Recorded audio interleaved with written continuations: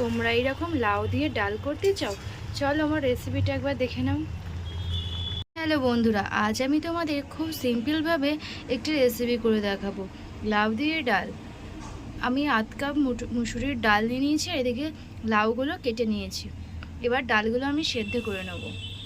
ডালটাকে বন্ধুরা ভালো করে একটু ধুয়ে নেবে, কারণ ডালের মধ্যে অনেক নোংরা লেগে থাকে।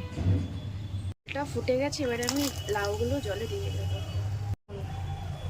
দিয়ে দেবো হলুদ, কাঁচা লঙ্কা, সবগুলো নেড়ে নেবো। সিদ্ধ করে রাখা ডালটাও দিয়ে দেবো, একসাথে মিশিয়ে দেবো সব।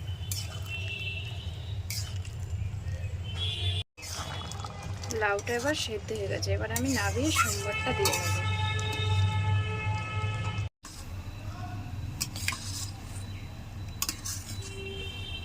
কড়াই দিয়ে দেবো তেল, দিয়ে দেবো রসুন, একটু কালো জিরে। ভাজা হয়ে গেছে, এবার আমি ডালটা দিয়ে দেবো।